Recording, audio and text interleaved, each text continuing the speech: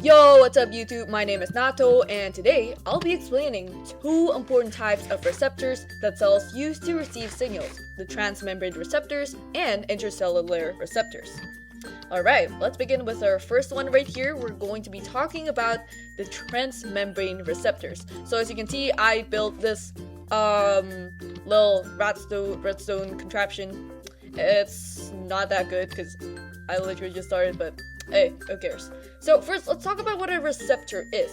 A receptor is a protein that receives signals from molecules called ligands. So in this case right here, the ligand here is the lamp. So these ligands, aka the lamp, they bind into these receptors, which is the observer in this case, because these receptors act similarly to observers. So first, it takes the ligand as a signal input, and then after the lamp moves here, these observers would emit a redstone signal over there, which therefore becomes an output signal.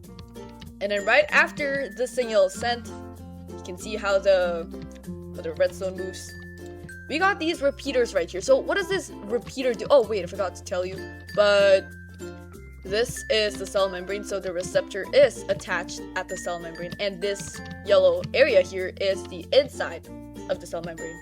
Anyways, these repeaters are secondary messengers to relay the signal, which literally is what a repeater is, because it just repeats the signal over and over again until it can reach the other lamp right here, which is called the effector. So what is the effector? It's basically what tells the brain what to do.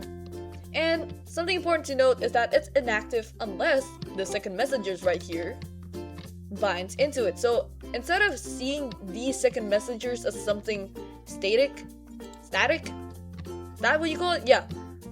They move along the lines of the redstone here, and they attach to the effectors, just like that.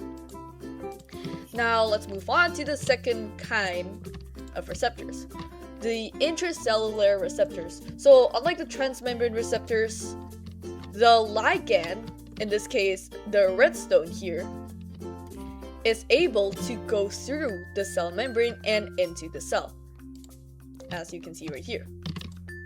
And something else to note is that the ligand here still binds into the receptors, which is still the observer, by the way. And then a repeater right here is the ligand receptor complex. So this is when the ligand and the receptor binds into something new, known as the repeater, the ligand receptor complex. It's literally self-explanatory. It's literally their name combined. So what this kind of reception does is that it regulates gene transcription. Well, alright, that's all for today's video. Hope you guys like it. Bye bye!